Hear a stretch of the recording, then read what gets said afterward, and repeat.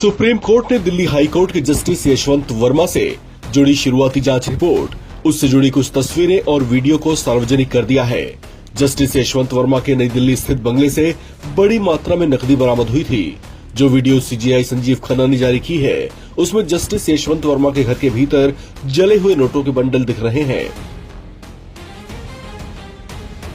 इस संबंध में पुलिस की ओर से बताया गया कि उनके आवास से करीब 4 से 5 अधजली बोरियां मिली थीं, जिनमें अधजले नोट बरामद किए गए थे। दिल्ली हाईकोर्ट ने भी जस्टिस वर्मा को आग लगने की घटना की जानकारी के दौरान तमाम फोन रिकॉर्ड्स सुरक्षित रखने का निर्देश दिया है।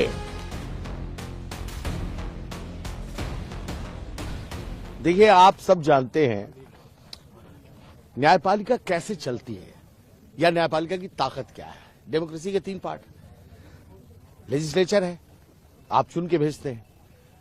कौन चुनता है? पब्लिक। उसके बाद क्या आता है? एग्जीक्यूटिव।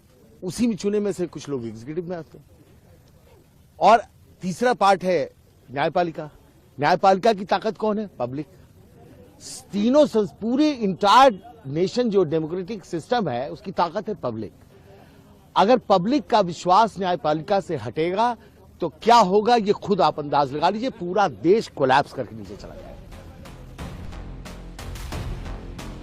दिल्ली हाईकोर्ट के जज यशवंत वर्मा के आवास से बरामद भारी नकदी के मामले को बेहद गंभीरता से लेते हुए सीजीआई संजीव खन्ना ने दिल्ली हाईकोर्ट के चीफ जस्टिस देवेंद्र कुमार उपाध्याय की आंतरिक जांच रिपोर्ट के बाद इस मामले की विस्तृत जांच का आदेश दे दिया है, जिसके लिए 3 जजों की एक विशेष समिति बनाई गई है।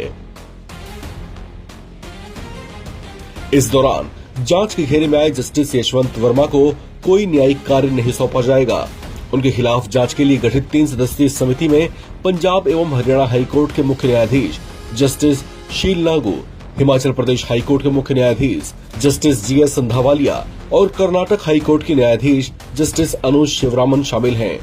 जस्टिस उपाध्याय की रिपोर्ट के मुताबिक दिल्ली पुलिस आयुक्त संजीव अरोड़ा ने बताया कि जस्टिस वर्मा के 30 तुगलक क्रिसेंट नई दिल्ली स्थित कार्यालय के पास स्टोर रूम में 14 मार्च की रात 11:30 बजे आग लगी। सीजीआई के निर्देश पर मैंने अरोड़ा के पीसीआर कॉल स्रोत और अन्य सूचनाएं मांगी। पुलिस आयुक्त ने 16 मार्च को बताया कि पीसीआर कॉल जस्टिस वर्मा के निजी सचिव द्वारा मोबाइल नंबर से की गई थी। जस्टिस उपाध्याय ने बताया, स्टोर रूम गार्ड के बगल में है, जहां सीआरपीएफ की तैनाती है। स्टोर रूम को बंद रखा जाता है।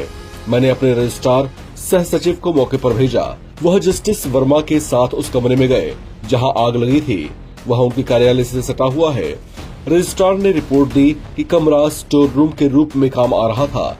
कमरे में अंधेरा था, दीवारों में दरारें आ गई थीं। रिपोर्ट में बताया गया कि 16 मार्च की शाम दिल्ली पहुंचकर वे सीजीआई से मिले और सारी बात उन्हें बताई। इसके बाद 17 मार्च सुबह 8:30 बजे हाई कोर्ट के गेस्ट हाउस में जस्टिस वर्मा उनसे मिले।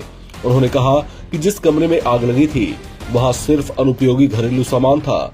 कमरा नौकरों, माली व सीपीडब्ल्यूडी कर्मियों के लिए भी उपलब्ध था।